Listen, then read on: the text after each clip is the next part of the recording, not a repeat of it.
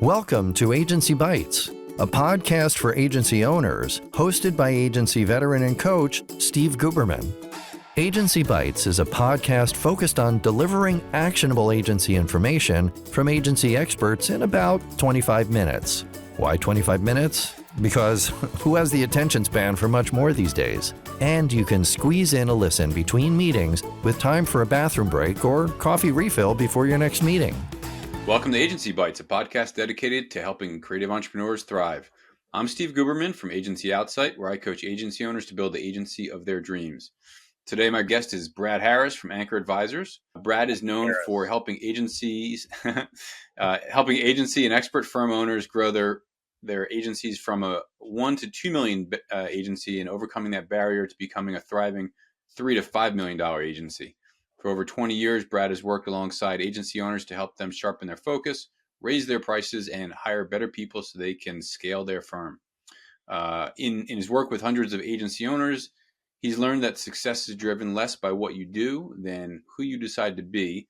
And the biggest hurdle to your agency's growth is between my ears. That's right. Amazing. I love that mindset.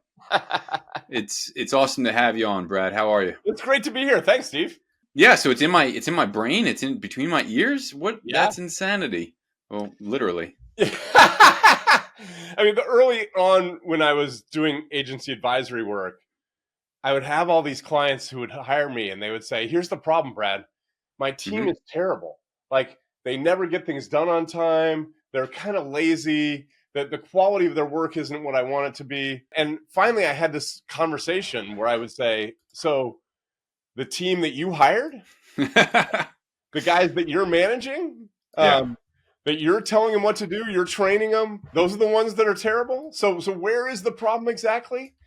And so reorienting people at the beginning from the problem is out here to the problem is probably in here, that made a huge difference. And really led to me switching from a consulting role to a coaching role.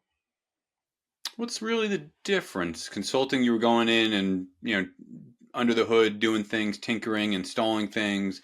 Now you're, I know the difference because I do. Yeah, I mean, consulting is more tactical. Yeah. I want to get from A to B, right? Yep. And coaching is I want to level up. I want to do something. It's who I'm being as opposed to what I'm doing. What I'm doing. Yeah. And I love that you approach it, similar to me from a mindset standpoint and perspective standpoint of, this is the issue pretty much lies right here with what I'm doing, what I'm not doing. To your example, I put that team in place. I thought I trained them. I thought I gave them the systems and procedures to succeed, and yet they stink. What the heck? And so, yeah. Yeah, I remember talking to someone, and he said, well, I just think I'm terrible at hiring. And I said, well, so let me get this clear. Over and over again, you look at a group of candidates and you will always hire the worst one. Is that like... Yeah. I don't think so. I think sometimes you're hiring, even by random chance, you would hire someone good. So there's something more going on there that we need to talk about. Yeah. I had a developer who developed an acronym that to this day still applies. The issue, so the acronym is PEBCAS, problem exists between keyboard and seat. Yeah. And it's like, what's the problem? Oh yeah, it's right here. I'm an idiot right now. Even if it's a syntax error or whatever, in the coding, it's right here. Yeah, PEBCAS is a good one for that. It's awesome. Yeah. So Anchor Advisors, you're working with agencies, helping them kind of get over that hurdle, million-ish in rev. That's a tough spot to get through. I am a firm believer that number is a mind fuck. I think that it's more than anything. It's, sure, there's scalability issues and procedural challenges, but I think we place so much importance on a random number of $1 million. I mean, what's your approach there? I think there is something that changes around $1 million, that what gets you to $1 million or within shooting distance of $1 million is usually a lot of hustle on the business owner's part. You as the business owner are making stuff happen, and you have some people around you that might be helping you to make things happen, right? Yeah. But on the other side of $1 million, what you have is a team of people who are working together to accomplish something. And making that shift from, it's all up to me to actually I'm orchestrating the work of a group of people who are together producing this result. that change, it is a mindset change, but it's also a change in how you're interacting with your team and how you're relating to the work that's in front of the agency. Yeah. What are some of the key kind of linchpins that you see being those? I've got a couple that I see a lot, but I'm curious, what are the indicators that you see? So when we start our agency, we're a craftsman, right? We're a tinkerer. We have a Yep. thing that we know how to do, and we go about and we sell that thing, right? And if we're successful selling that thing, then we hire some people to help us to deliver more of that thing. That's what we call scale. On the other side, when we're orchestrating a group of people, we're no longer doing the thing. Mm-hmm. And when we get away from doing the thing, in the early days, at the end of the day, you have this checklist and you've got a bunch of things done during the day, right? When you're orchestrating a group of people, at the end of the day, other people got things done. So there's just a whole different way of getting satisfaction. Yeah. When you're doing the orchestration, you have to get satisfied by seeing other people succeed as opposed to accomplishing things yourself. And it's weird. It's a weird transition to go through. I don't think a lot of entrepreneurs, certainly I think natural leaders, but I don't think a lot of entrepreneurs intrinsically have that desire to elevate and desire to help people grow in their, and maybe part of me is jaded in saying that, but a lot of people are, especially in the corporate world, I'm running up the ladder before you and I'm going to step on you to get there. Yeah. Hopefully in the creative entrepreneur space, there's more of a, I don't know, each one teach one, and wanting to foster that environment of leadership. And leadership means I'm helping you grow. I'm not just being the smartest person in the room, like obviously the opposite. I see a big issue with delegation, allowing owners and leaders getting to that point of, I want to move past this hurdle of what's called $1 million, $750,000, $1 million, whatever that number is. Yep. I'm just holding on to so many things so tightly. Yeah. And that's my roadblock there, usually. I think there's also a fear, along that way somewhere, probably on the upside of $1 million, you start hiring some people that know how to do things that you don't know how to do. Yeah. And it feels very out of control. If that person quits, how do I do that thing? Right. And in the early days, because you knew how to do everything, you didn't have to depend on other people. So there's that feeling of, as the team gets bigger and as it has more expertise, now I'm dependent on these people for my success. And that's an uncomfortable feeling to learn how to deal with. Requires a lot of trust. Again, going back to what you said at the onset, I put you in place, I hired you, I trained you, but now do I actually trust you that you're setting up infrastructure properly, that you're following procedures, that you're not trying to either, ruin a client or steal a client or who knows what could go on. Yeah. I mean, I think back to when I had my shop, like we got into a realm of web development that was far out of my meager knowledge of HTML and CSS. Yeah. And I had a lead developer who was absolutely brilliant. I mean, look at the acronym he came up with. Yes. But he, built out our dev team, and they were doing things I just didn't even understand at all. As long as it was pixel perfect and looked good, like back end stuff was out of my control. But I fully trusted this guy to put the procedures in place to back things up. And I don't know that trust is, I was super fortunate, but that's not easy to come by. Yeah. What's interesting about that is that for some people, that discomfort leads them to micromanaging, right? Yeah. Like, I don't know if I can trust them, so I need to check, and then I need to check again. And I'd love to hear what you think, but in my experience, that micromanaging actually kind of leads people to be slackers. Like because you're going to check, they don't do it as thoroughly and completely as they would if you trusted them and kind of held them to a high standard. And so it's interesting that like that need to trust, there's a way that you can communicate, hey, listen, I trust you and I'm depending on you. And if this doesn't happen, it's going to be bad for all of us. That actually elevates people to a higher standard. Yeah, I agree with that. I mean, you're championing them, you're giving them the autonomy and saying, you own this, run with it. I'm here if you need anything. I'll clear the way for you. I'll run interference for you. And God forbid, something fails, I'll fall on the sword for you. But like, I'm trusting you to run with it untethered, know? that goes a long way with culture building, and like with anything, that trust has to be built over time. You got to take a chance, take a chance, and take a chance, and eventually it's like, oh, this person is just destroying it. This is awesome. I don't have to worry about it. I don't have to micromanage. Right. Because if I'm micromanaging, then I'm not delegating. Right. That's exactly right. Yeah. So you see a lot with CEOs just like being so overwhelmed with like building and running and whatever, that they are tethered so tightly to their machine that they built. They don't have the freedom that we should have, Exactly. right? That we thought we were going to have when we started our agency, right? Yeah. Did you have a background in working at an agency or running an agency, or? No, not at all. I actually have Really? a background in manufacturing, and in the manufacturing business that I ran, they were in an acquisition binge, and I ran a couple of the businesses that they acquired. And so then when I left them, I started consulting, and just by happenstance, the first few consulting clients I got were agencies. And it was so much easier than running a manufacturing business, no capex, no inventory, it was like, this is super great. And so I just kept leaning into the agency world from then on. Yeah, you're right. There's no logistics. Like I look at agencies that also have a product line like Lincoln Design or whatever, and I'm like, how, like I don't know. It just seems like way too much. I wouldn't want to deal with manufacturing and material specs and all that nonsense.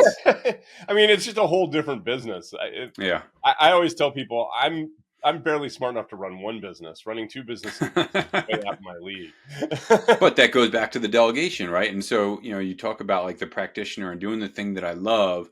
And as I elevate the business, and now we hit, $1.5 million, 2 million, whatever, I don't typically get as the owner to do the thing that I love doing by design, because now I'm the visionary and, I've got the people under me doing the other things.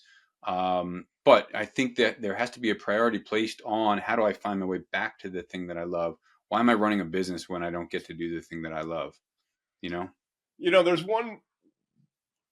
a way that I try to reframe that a little bit for agency owners. And this came out of my own experience. I was an engineer by training, and I loved solving problems. Like, solving problems was the thing that gave me the most joy. And I realized at some point that I loved engineering, but I loved people problems more than thing problems, right? And so moving into management for me was me still solving problems. It was just solving problems in another realm. Yep.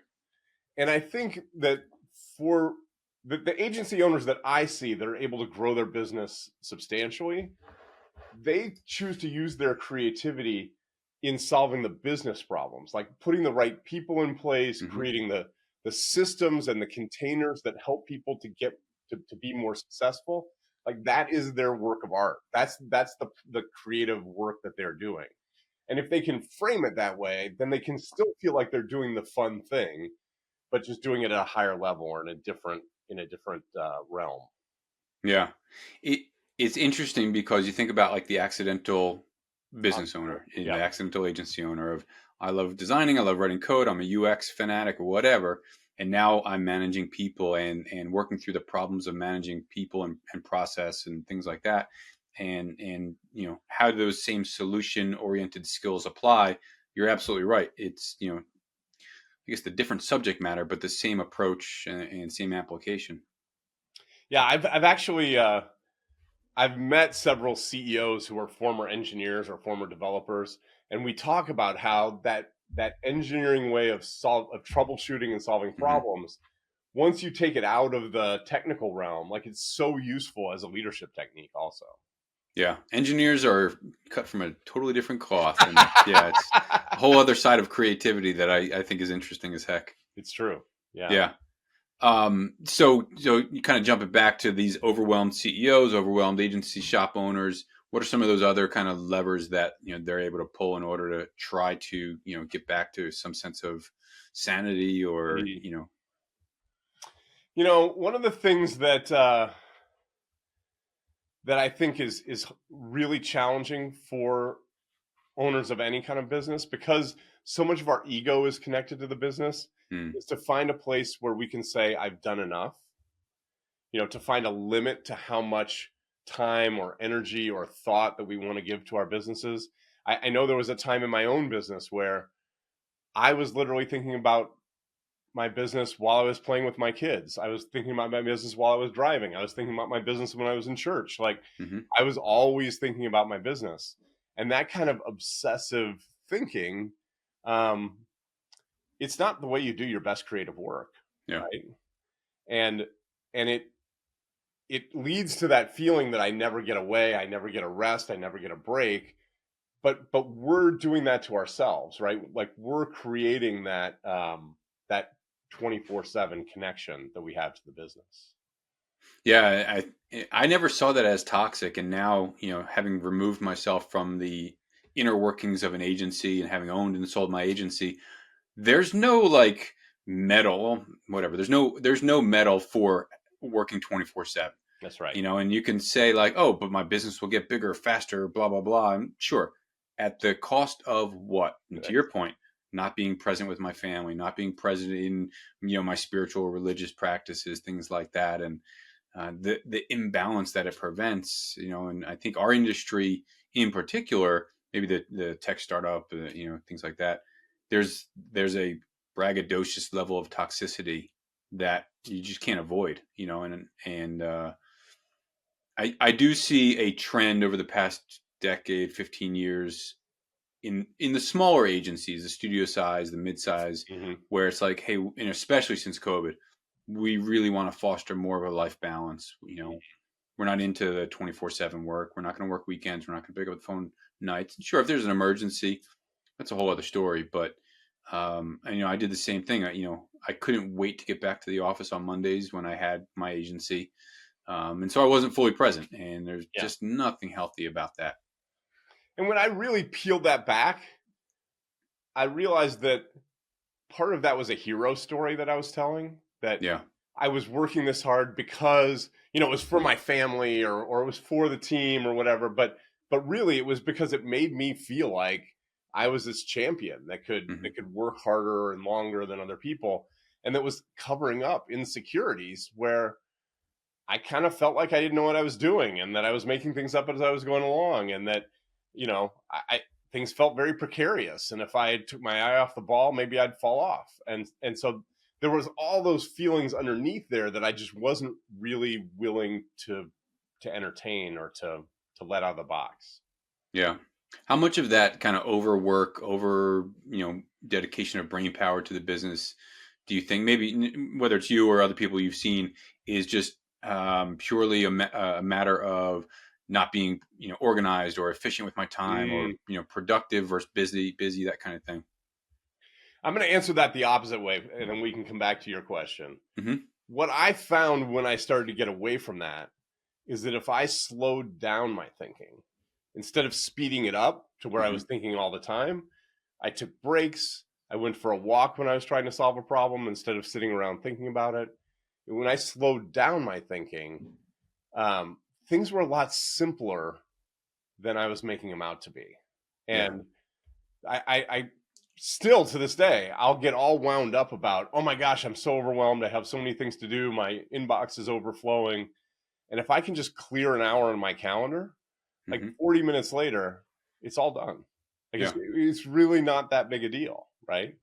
And so I think most of the anxiety that I was feeling was something that I was creating, as opposed to something that was real. I don't know what else, how to contrast that. Yeah, you're absolutely right. When a challenge or a problem or something arises, the way that I process it can be in a very healthy manner and an organized and procedural manner, or I can jump into panic mode and, oh my god, and then now I'm lying awake for 9 hours instead of, you know what I mean? Yes. And so I think that's absolutely right. I think that that is a learned behavior. It's hard to break free from that pattern.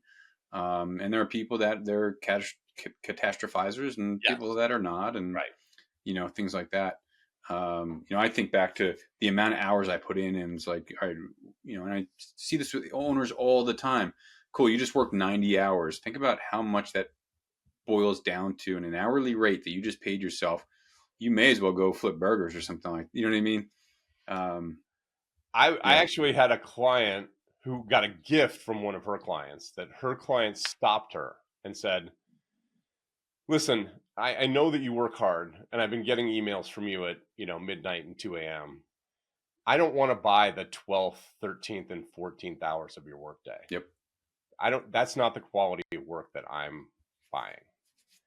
And it really stopped her cold. She was like, actually, she's right. I'm not giving them fair value when I'm working those hours. Yeah. The quality of the work, the way that we can process things, even if you're taking a break every few hours or whatever, like it's just you're not your best work. You're not delivering your best work. You're not, and it's in any industry. We were watching a show. There was like an oil rig thing, and they had like an overnight shift to replace it. I'm like, there's no way they're getting that done overnight, and somebody's not dying, or you know what I mean. You're not operating on a 24-hour shift optimally. That's So right. yeah, it's a good gift from a client, and it's a healthy relationship that client has. Absolutely, yeah. Yeah. And we both stopped and were like, you're so lucky that is the feedback that you got, and not, I'm going to find someone else to do this work. Yeah, that's what I mean. That's a healthy relationship right there, and that goes far beyond just the transactional relationship of an agency and a client. Yeah. Oh, go ahead. When you see someone that is in that anxious kind of overworking phase, what are some things that you say to them to kind of wake them up, or to change the way that they're thinking about that pattern? Similar to what you mentioned, like, hey, when's the last time you stepped back and took a walk, or thought through it in the shower, or let's mind map it as opposed to just be overwhelmed about it. Listen, the very nature, the name of my consultancy, Outsight, like, let's take a step back and look at this from a whole other perspective. Try and get some empathy around what the challenge is, and can we look at it from the other person's perspective, or whatever it might be. And sitting there and just kind of whacking away at it is not going to give better or different results. Yeah. But yeah, I'm a big fan of go for a walk, get a different perspective, switch pages, go to the other client, go to the other whatever. Yeah. I think Move it's and go really work important. in the dining room, or go work in the coffee shop, or something, just to get a different perspective on things. All that stuff is helpful. Yeah. Yeah, no, I think the way you approach it is super similar. It's got to be about mindset. The way I've got to be able to give things a head-on look in a calm, cool, collective manner. And if I'm frantic about it, then I'm giving that off to my team. And even if my team is remote, they're picking it up in the way I'm slacking them or whatever. Absolutely. Yeah. So owners have to be really aware about that. Like, especially as they scale, that is the culture you're developing for your team. Of this is how we handle receiving, processing, and then returning problems and solutions. The other thing that I want to mention is there are some people who get a lot of satisfaction out of work, and they can work a lot of hours, 50, 60 hours, and it's not toxic for them. And what I tell those folks is that it might not be toxic for you, but if you're the boss, everyone's trying to keep up with you, and they can't. They can't work like that. So like if you, I mean, I have some clients that aren't ready to back down on the work hours. I'm like, well, then you have to hide it. Then you have to send later so that the emails aren't showing up at 8, 9, 10 o'clock at night. You can't talk about the long hours that you were working. And what's interesting about that is when they can't use that as a badge, when they can't be like, well, I worked 9 hours yesterday. It is less alluring. Like, it takes away some of the reason to do those long hours, and I start to see them backing down a little bit, which is interesting. Interesting thing is, I think I agree with you fully, and it can't be used against the team. I love the send later feature, like send it at 6 a.m. or 7 a.m. or whatever. That's fine. But I also think two thoughts about that. One is everybody's got their own personal zone of genius, right? And so some people operate, excuse me, some people operate way better in the morning or at night or whatever. And so I'm seeing more and more remote agencies allowing their team to lean into that. Right. Yep. But the other thing is, an owner can never expect a full-time employee to operate on the level that the owner does. And if you go down one more level, I believe you can never expect a contractor to operate the way a full-time employee does. And those three different levels are super, super vital in building a team. Gary Vee talks about it all the time. Like, I operate on this level because I'm insane, and I don't expect my team to operate on my level, but I expect them to operate on the level that they're expected to operate on. Yeah. And I think that that's got to be communicated through culture and through training and onboarding and everything. Because if an owner thrives on, hey, my kids are off at college and, my significant other, we both work 50 hours and that's just how we thrive. And then we're in the garden on weekends or whatever. Like, you can't take that away from somebody, but you also can't expect the rest of the team to match that level. And unless you intentionally let them off the hook, they're going to try to work to keep up with you, because that's the standard that you're setting. And so you can say, like Gary Vee, I'm working like this because this works for me, but I don't expect you to. And just because you get an email from me doesn't mean you have to read it or respond to it. And like just to be really explicit about what the boundaries are, especially if you're going to be violating those boundaries. Yeah. Good stuff. Hey, I want to keep on time, so I want to jump to a couple of random rapid fires. Excellent. Randomly, the answers to which can be personal, professional, digital, or physical. Okay. And no answer can be about AI. All right. I'm down. FAI. What is something that you are binging these days? A book, a podcast, a show, a hobby, an activity? What is something I'm binging these days? I am binging. So I got really hooked on these like 14th, 15th, 16th century monks. And I've been reading a ton of, St. John of the Cross, De Caussade. They're these old monks. And what's amazing about them is that what they wrote feels like it could have been written yesterday. And so It's really interesting to look at, 500-600-year-old writings. And then all of a sudden it feels like they're just right now. Wow, that's interesting. Okay, cool. What is a tool that you recently integrated into your life that you look back and you think, how the heck did I live without this thing? That's interesting.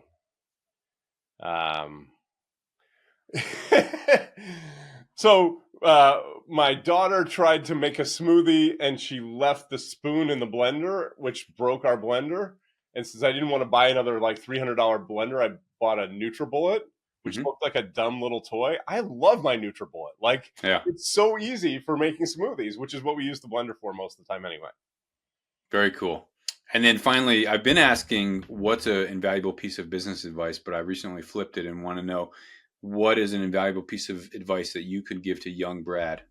Ooh. It doesn't matter as much as you think. I think I made a lot of things more critical, or I gave things more weight than they needed to have. Yeah, love that. That applies in a lot of areas. Yeah. Awesome. Hey, Brad, I appreciate you, my friend. It's good to see you, as always. I appreciate you sharing your experience and your knowledge and wisdom with our audience. So thank you. Yeah, absolutely. And have a great weekend. Thanks. Thanks again for tuning in to Agency Bytes. If you know someone with expert knowledge on a topic that agency owners would love to hear about, go to agencyoutsight.com/podcast-guest and nominate them.